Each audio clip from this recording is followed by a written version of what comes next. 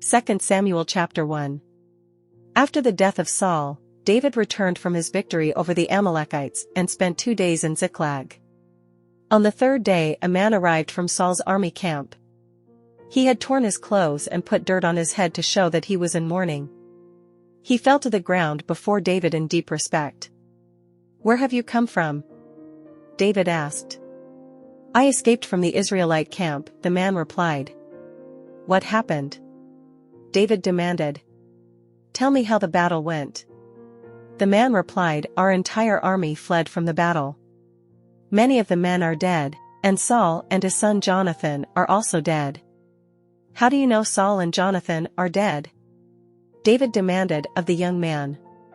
The man answered, "I happened to be on Mount Gilboa, and there was Saul leaning on his spear with the enemy chariots and charioteers closing in on him. When he turned and saw me, he cried out for me to come to him. 'How can I help?' I asked him. He responded, 'Who are you?'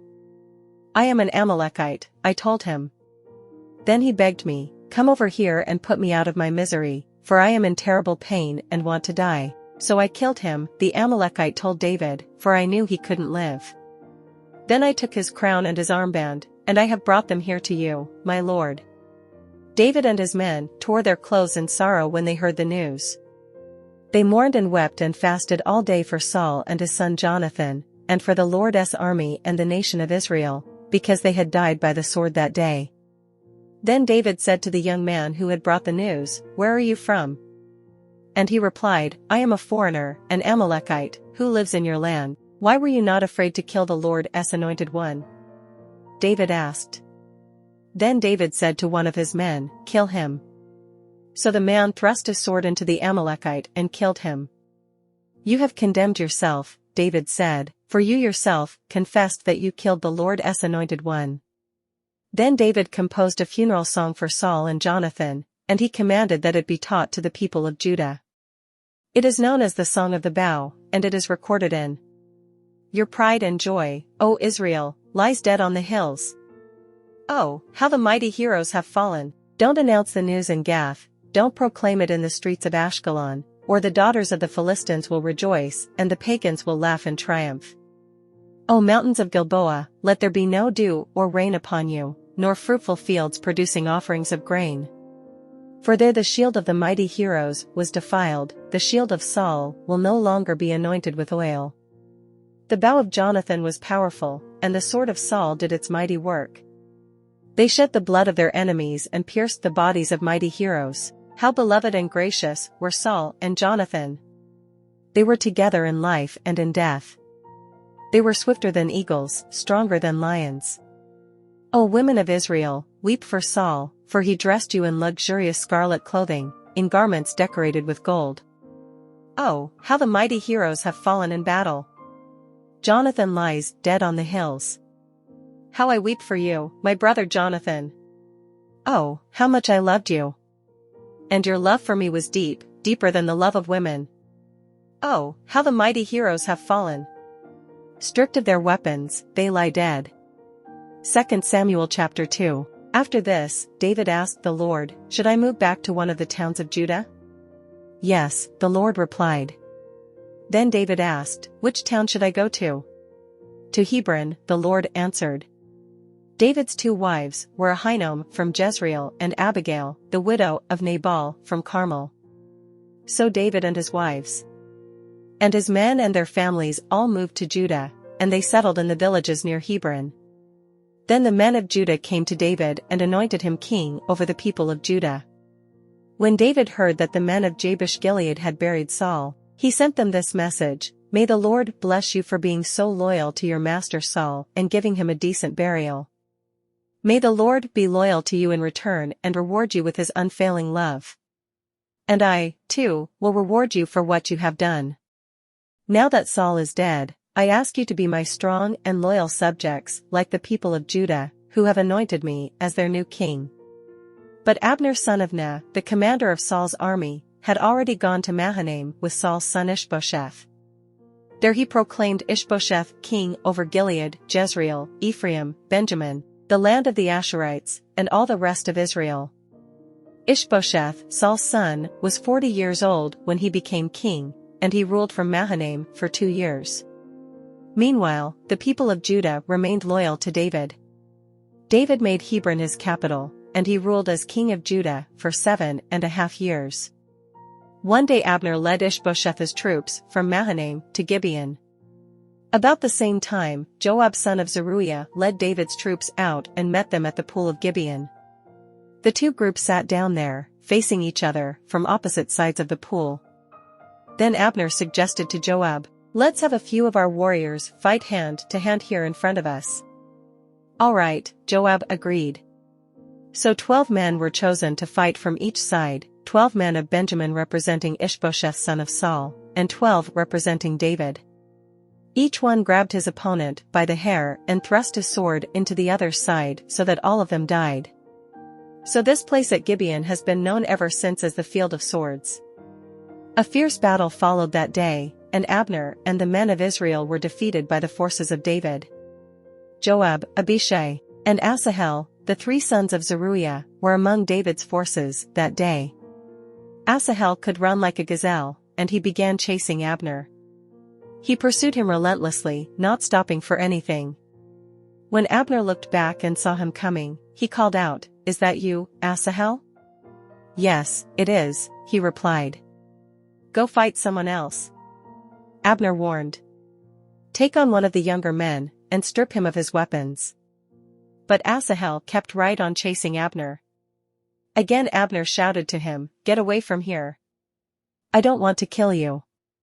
How could I ever face your brother Joab again?" But Asahel refused to turn back, so Abner thrust the butt end of his spear through Asahel's stomach, and the spear came out through his back. He stumbled to the ground and died there. And everyone who came by that spot stopped and stood still when they saw Asahel lying there. When Joab and Abishai found out what had happened, they set out after Abner. The sun was just going down as they arrived at the hill of Ammah near Giah, along the road to the wilderness of Gibeon. Abner's troops from the tribe of Benjamin regrouped there at the top of the hill to take a stand. Abner shouted down to Joab, "Must we always be killing each other? Don't you realize that bitterness is the only result? When will you call off your men from chasing their Israelite brothers?" Then Joab said, "God only knows what would have happened if you hadn't spoken, for we would have chased you all night if necessary." So Joab blew the ram's horn, and his men stopped chasing the troops of Israel. All that night Abner and his men retreated through the Jordan Valley. They crossed the Jordan River, traveling all through the morning, and didn't stop until they arrived at Mahanaim. Meanwhile, Joab and his men also returned home. When Joab counted his casualties, he discovered that only 19 men were missing in addition to Asahel. But 360 of Abner's men had been killed, all from the tribe of Benjamin. Joab and his men took Asahel's body to Bethlehem and buried him there in his father's tomb. Then they traveled all night and reached Hebron at daybreak. 2 Samuel chapter 3. That was the beginning of a long war between those who were loyal to Saul and those loyal to David. As time passed, David became stronger and stronger, while Saul's dynasty became weaker and weaker. These are the sons who were born to David in Hebron. The oldest was Amnon, whose mother was Ahinoam from Jezreel. The second was Daniel, whose mother was Abigail, the widow of Nabal from Carmel. The third was Absalom, whose mother was Maacah, the daughter of Talmai, king of Geshur. The fourth was Adonijah, whose mother was Haggith. The fifth was Shephatiah, whose mother was Abital. The sixth was Ithream, whose mother was Eglah, David's wife. These sons were all born to David in Hebron. As the war between the house of Saul and the house of David went on, Abner became a powerful leader among those loyal to Saul. One day Ishbosheth, Saul's son, accused Abner of sleeping with one of his father's concubines, a woman named Rizpah, daughter of Aiah. Abner was furious. "Am I some Judean dog to be kicked around like this?" he shouted. "After all I have done for your father, Saul, and his family and friends, by not handing you over to David, is this my reward, that you find fault with me about this woman? May God strike me and even kill me if I don't do everything I can to help David get what the Lord has promised him. I'm going to take Saul's kingdom and give it to David." I will establish the throne of David over Israel as well as Judah, all the way from Dan in the north to Beersheba in the south." Ishbosheth didn't dare say another word because he was afraid of what Abner might do. Then Abner sent messengers to David, saying, "Doesn't the entire land belong to you? Make a solemn pact with me, and I will help turn over all of Israel to you." "All right," David replied, "but I will not negotiate with you unless you bring back my wife Michal, Saul's daughter, when you come." David then sent this message to Ishbosheth, Saul's son, "Give me back my wife Michal, for I bought her with the lives of 100 Philistines."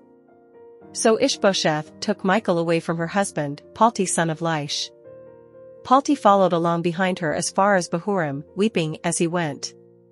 Then Abner told him, "Go back home." So Palti returned. Meanwhile, Abner had consulted with the elders of Israel. For some time now, he told them, "You have wanted to make David your king. Now is the time. For the Lord has said, I have chosen David to save my people Israel from the hands of the Philistines and from all their other enemies." Abner also spoke with the men of Benjamin. Then he went to Hebron to tell David that all the people of Israel and Benjamin had agreed to support him. When Abner and 20 of his men came to Hebron, David entertained them with a great feast. Then Abner said to David, "Let me go and call an assembly of all Israel to support my lord the king. They will make a covenant with you to make you their king, and you will rule over everything your heart desires." So David sent Abner safely on his way. But just after David had sent Abner away in safety, Joab and some of David's troops returned from a raid, bringing much plunder with them. When Joab arrived, he was told that Abner had just been there visiting the king and had been sent away in safety. Joab rushed to the king and demanded, "What have you done? What do you mean by letting Abner get away? You know perfectly well that he came to spy on you and find out everything you're doing." Joab then left David and sent messengers to catch up with Abner, asking him to return. They found him at the well of Sirah and brought him back, though David knew nothing about it. When Abner arrived back at Hebron, Joab took him aside at the gateway as if to speak with him privately. But then he stabbed Abner in the stomach and killed him in revenge for killing his brother Asahel. When David heard about it, he declared, "I vow by the Lord that I and my kingdom are forever innocent of this crime against Abner son of Ner. Joab and his family are the guilty ones. May the family of Joab be cursed in every generation with a man who has open sores or leprosy or who walks on crutches or dies by the sword or begs for food." So Joab and his brother Abishai killed Abner because Abner had killed their brother Asahel at the battle of Gibeon. Then David said to Joab and all those who were with him, "Tear your clothes and put on burlap, mourn for Abner." And King David himself walked behind the procession to the grave. They buried Abner in Hebron, and the king and all the people wept at his graveside. Then the king sang this funeral song for Abner, "Should Abner have died as fools die? Your hands were not bound, your feet were not chained. No, you were murdered, the victim of a wicked plot." All the people wept again for Abner. David had refused to eat anything on the day of the funeral, and now everyone begged him to eat. But David had made a vow, saying, "May God strike me, and even kill me if I eat anything before sundown." This pleased the people very much. In fact, everything the king did pleased them. So everyone in Judah and all Israel understood that David was not responsible for Abner's murder. Then King David said to his officials, "Don't you realize that a great commander has fallen today in Israel? And even though I am the anointed king, these 2 sons of Zeruiah, Joab and Abishai, are too strong for me to control. So may the Lord repay these evil men for their evil deeds." 2 Samuel chapter 4. When Ishbosheth, Saul's son, heard about Abner's death at Hebron, he lost all courage, and all Israel became paralyzed with fear. Now there were 2 brothers, Baanah and Rechab, who were captains of Ishbosheth's raiding parties. They were sons of Rimmon, a member of the tribe of Benjamin who lived in Beeroth. The town of Beeroth is now part of Benjamin's territory. Because the original people of Beeroth fled to Gittaim, where they still live as foreigners. Saul's son Jonathan had a son named Mephibosheth, who was crippled as a child. He was 5 years old when the report came from Jezreel that Saul and Jonathan had been killed in battle. When the child's nurse heard the news, she picked him up and fled. But as she hurried away, she dropped him, and he became crippled. One day Rechab and Baanah, the sons of Rimmon from Beeroth, went to Ishbosheth's house around noon as he was taking his midday rest. The doorkeeper, who had been sifting wheat, became drowsy and fell asleep. So Rechab and Baanah slipped past her. They went into the house and found Ishbosheth sleeping on his bed. They struck and killed him and cut off his head. Then, taking his head with them, they fled across the Jordan Valley through the night. When they arrived at Hebron, they presented Ishbosheth's head to David. "Look," they exclaimed to the king. "Here is the head of Ishbosheth, the son of your enemy Saul, who tried to kill you.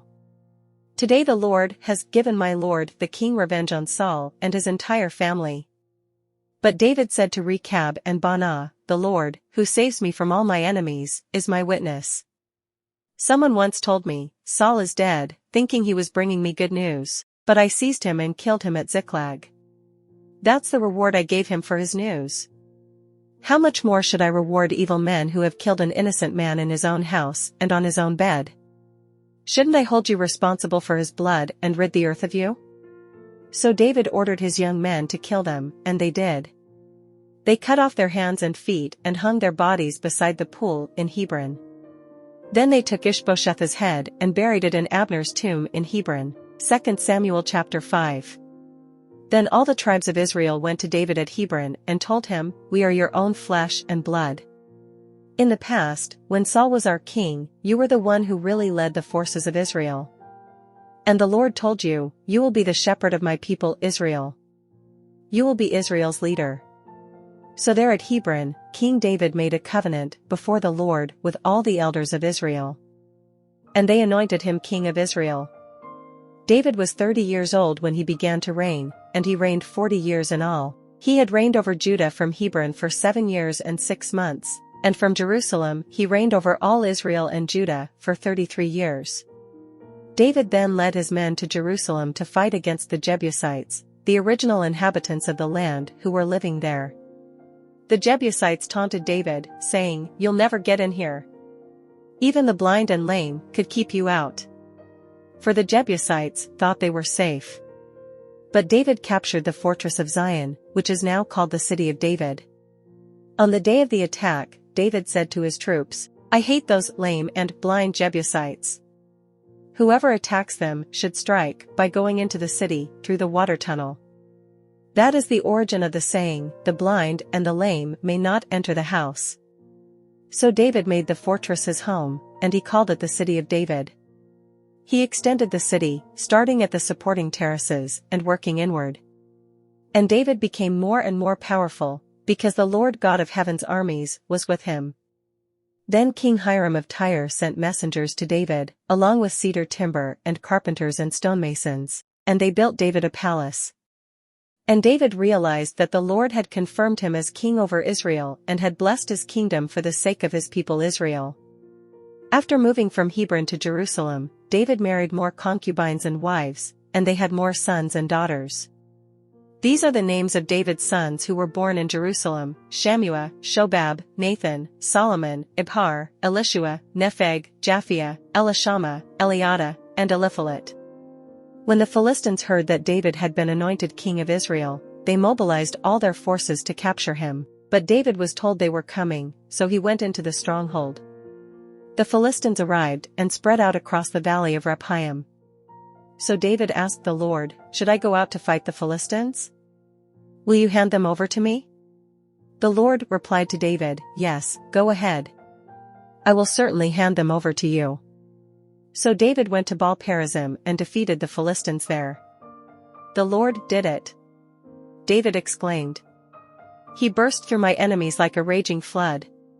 So he named that place Baal-perazim, which means the Lord who bursts through. The Philistines had abandoned their idols there, so David and his men confiscated them. But after a while the Philistines returned and again spread out across the valley of Rephaim. And again David asked the Lord what to do. "Do not attack them straight on," the Lord replied. Instead, circle around behind and attack them near the poplar trees. When you hear a sound like marching feet in the tops of the poplar trees, be on the alert. That will be the signal that the Lord is moving ahead of you to strike down the Philistine army." So David did what the Lord commanded, and he struck down the Philistines all the way from Gibeon to Gezer. 2 Samuel chapter 6.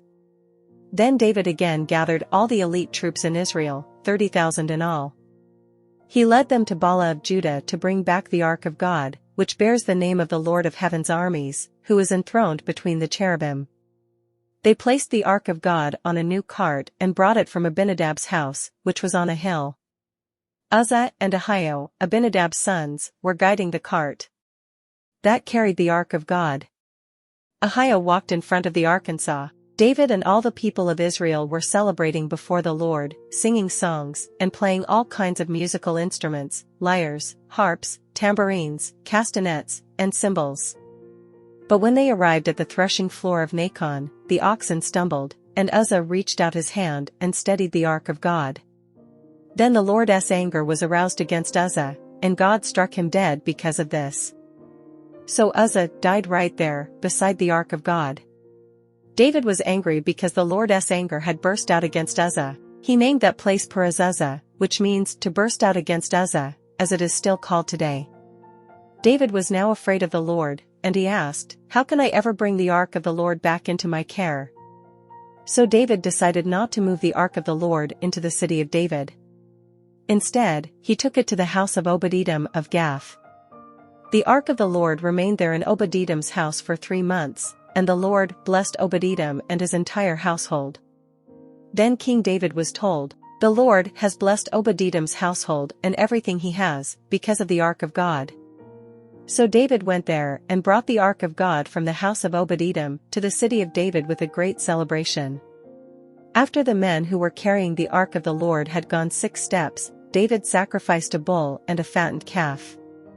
And David danced before the Lord with all his might, wearing a priestly garment. So David and all the people of Israel brought up the Ark of the Lord with shouts of joy and the blowing of ram's horns. But as the Ark of the Lord entered the city of David, Michal, the daughter of Saul, looked down from her window. When she saw King David leaping and dancing before the Lord, she was filled with contempt for him. They brought the Ark of the Lord and set it in its place inside the special tent David had prepared for it. And David sacrificed burnt offerings and peace offerings to the Lord. When he had finished his sacrifices, David blessed the people in the name of the Lord of Heaven's armies. Then he gave to every Israelite man and woman in the crowd a loaf of bread, a cake of dates, and a cake of raisins. Then all the people returned to their homes. When David returned home to bless his own family, Michal, the daughter of Saul, came out to meet him. She said in disgust, "How distinguished the king of Israel looked today, shamelessly exposing himself to the servant girls like any vulgar person might do." David retorted to Michal, "I was dancing before the Lord, who chose me above your father and all his family. He appointed me as the leader of Israel, the people of the Lord, so I celebrate before the Lord. Yes, and I am willing to look even more fully than this, even to be humiliated in my own eyes. But those servant girls you mentioned will indeed think I am distinguished." So Michal, the daughter of Saul, remained childless throughout her entire life. 2 Samuel chapter 7. When King David was settled in his palace and the Lord had given him rest from all the surrounding enemies, the king summoned Nathan the prophet. "Look," David said, "I am living in a beautiful cedar palace, but the Ark of God is out there in a tent." Nathan replied to the king, "Go ahead and do whatever you have in mind, for the Lord is with you." But that same night the Lord said to Nathan, "Go and tell my servant David, this is what the Lord has declared, are you the one to build a house for me to live in? I have never lived in a house, from the day I brought the Israelites out of Egypt until this very day. I have always moved from one place to another with a tent and a tabernacle as my dwelling. Yet no matter where I have gone with the Israelites, I have never once complained to Israel's tribal leaders, the shepherds of my people Israel. I have never asked them, why haven't you built me a beautiful cedar house? Now go and say to my servant David, this is what the Lord of Heaven's armies has declared, I took you from tending sheep in the pasture and selected you to be the leader of my people Israel. I have been with you wherever you have gone, and I have destroyed all your enemies before your eyes. Now I will make your name as famous as anyone who has ever lived on the earth. And I will provide a homeland for my people Israel, planting them in a secure place where they will never be disturbed. Evil nations won't oppress them as they've done in the past, starting from the time I appointed judges to rule my people Israel. And I will give you rest from all your enemies. Furthermore, the Lord declares that he will make a house for you, a dynasty of kings. For when you die and are buried with your ancestors, I will raise up one of your descendants, your own offspring, and I will make his kingdom strong. He is the one who will build a house, a temple for my name. And I will secure his royal throne forever. I will be his father, and he will be my son. If he sins, I will correct and discipline him with the rod, like any father would do. But my favor will not be taken from him as I took it from Saul, whom I removed from your sight. Your house and your kingdom will continue before me for all time, and your throne will be secure forever. So Nathan went back to David and told him everything the Lord had said in this vision. Then King David went in and sat before the Lord and prayed, Who am I, O sovereign Lord, and what is my family, that you have brought me this far? And now, sovereign Lord, in addition to everything else, you speak of giving your servant a lasting dynasty. Do you deal with everyone this way, O sovereign Lord? What more can I say to you? You know what your servant is really like, sovereign Lord.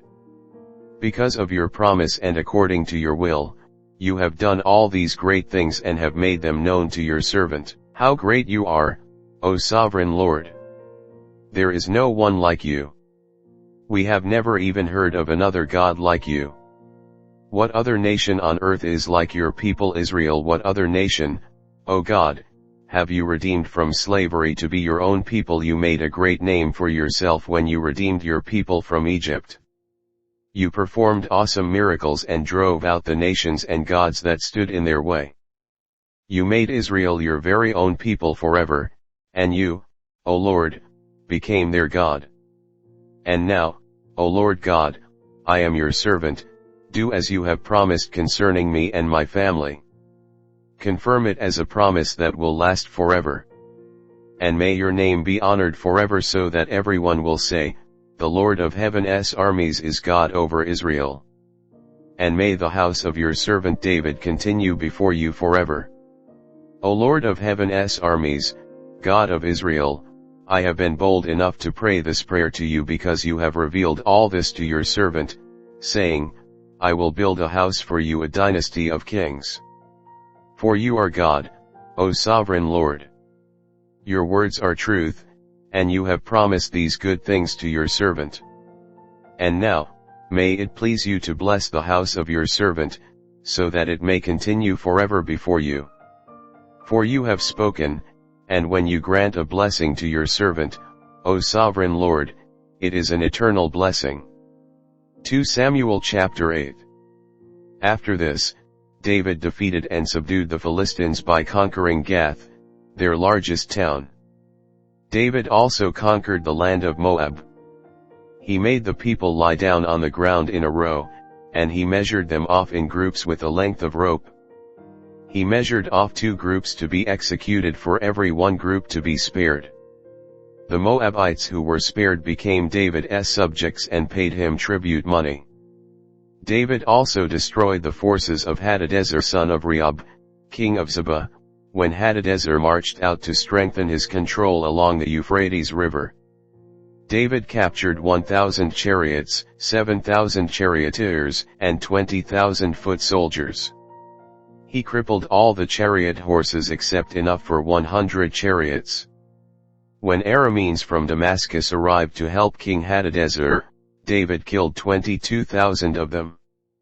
Then he placed several army garrisons in Damascus, the Aramean capital, and the Arameans became David's subjects and paid him tribute money. So the Lord made David victorious wherever he went. David brought the gold shields of Hadadezer's officers to Jerusalem, along with a large amount of bronze from Hadadezer's towns of Teba and Berotai. When King Toi of Hamath heard that David had destroyed the entire army of Hadadezer, he sent his son Joram to congratulate King David for his successful campaign. Hadadezer and Toi had been enemies and were often at war. Joram presented David with many gifts of silver, gold, and bronze. King David dedicated all these gifts to the Lord, as he did with the silver and gold from the other nations he had defeated. From Edom, Moab, Ammon, Philistia, and Amalek, and from Hadadezer son of Rehob, king of Zebah. So David became even more famous when he returned from destroying 18,000 Edomites in the Valley of Salt. He placed army garrisons throughout Edom, and all the Edomites became David's subjects. In fact, the Lord made David victorious wherever he went. So David reigned over all Israel and did what was just and right for all his people. Job son of Zeruiah was commander of the army. Jehoshaphat son of Ahilud was the royal historian. Zadok son of Ahitub and Ahimelech son of Abiathar were the priests. Seraiah was the court secretary. Benaiah son of Jehoiada was captain of the king's bodyguard. And David's sons served as priestly leaders. 2 Samuel chapter 9. One day David asked, "Is anyone in Saul's family still alive, anyone to whom I can show kindness for Jonathan's sake?" He summoned a man named Ziba, who had been one of Saul's servants. "Are you Ziba?" the king asked. "Yes, sir, I am," Ziba replied. The king then asked him, "Is anyone still alive from Saul's family? If so, I want to show God's kindness to them." Ziba replied, "Yes, one of Jonathan's sons is still alive. He is crippled in both feet." "Where is he?" the king asked. "In Lodebar," Ziba told him, "at the home of Machir son of Ammiel." So David sent for him and brought him from Machir's home. His name was Mephibosheth, he was Jonathan's son and Saul's grandson. When he came to David, he bowed low to the ground in deep respect. David said, "Greetings, Mephibosheth." Mephibosheth replied, "I am your servant. Don't be afraid." David said, "I intend to show kindness to you because of my promise to your father, Jonathan. I will give you all the property that once belonged to your grandfather Saul, and you will eat here with me at the king's table." Mephibosheth bowed respectfully and exclaimed, "Who is your servant, that you should show such kindness to a dead dog like me?" Then the king summoned Saul's servant Ziba and said, "I have given your master's grandson everything that belonged to Saul and his family. You and your sons and servants are to farm the land for him to produce food for your master's household. But Mephibosheth, your master's grandson, will eat here at my table." Ziba had 15 sons and 20 servants. Ziba replied, "Yes, my lord the king, I am your servant, and I will do all that you have commanded." And from that time on, Mephibosheth ate regularly at David's table, like one of the king's own sons. Mephibosheth had a young son named Micah. From then on, all the members of Ziba's household were Mephibosheth's servants. And Mephibosheth, who was crippled in both feet, lived in Jerusalem and ate regularly at the king's table. 2 Samuel chapter 10. Sometime after this, King Nahash of the Ammonites died, and his son Hanun became king. David said, "I am going to show loyalty to Hanun just as his father, Nahash, was always loyal to me." So David sent ambassadors to express sympathy to Hanun about his father's death.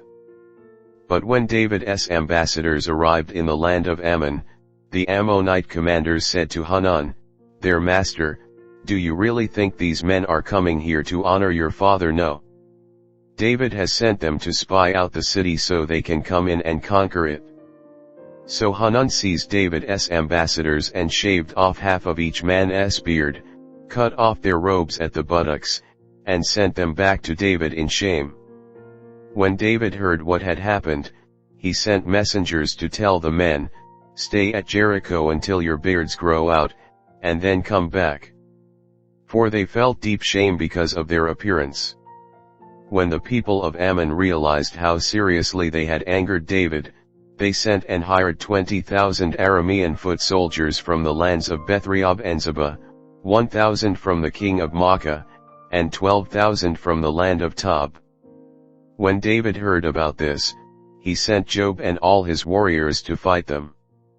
The Ammonite troops came out and drew up their battle lines at the entrance of the city gate, while the Arameans from Zebah and Rehob and the men from Tob and Maacah positioned themselves to fight in the open fields. When Joab saw that he would have to fight on both the front and the rear, he chose some of Israel's elite troops and placed them under his personal command to fight the Arameans in the fields. He left the rest of the army under the command of his brother Abishai, who was to attack the Ammonites. "If the Arameans are too strong for me, then come over and help me," Joab told his brother. "And if the Ammonites are too strong for you, I will come and help you. Be courageous. Let us fight bravely for our people and the cities of our God. May the Lord's will be done." When Joab and his troops attacked, the Arameans began to run away. And when the Ammonites saw the Arameans running, they ran from Abishai and retreated into the city. After the battle was over, Joab returned to Jerusalem. The Arameans now realized that they were no match for Israel. So when they regrouped, they were joined by additional Aramean troops summoned by Hadadezer from the other side of the Euphrates River. These troops arrived at Helam under the command of Shobach, the commander of Hadadezer's forces. When David heard what was happening, he mobilized all Israel, crossed the Jordan River, and led the army to Helam. The Arameans positioned themselves in battle formation and fought against David. But again the Arameans fled from the Israelites. This time David's forces killed 700 charioteers and 40,000 foot soldiers, including Shobach, the commander of their army. When all the kings allied with Hadadezer saw that they had been defeated by Israel, they surrendered to Israel and became their subjects. After that, the Arameans were afraid to help the Ammonites.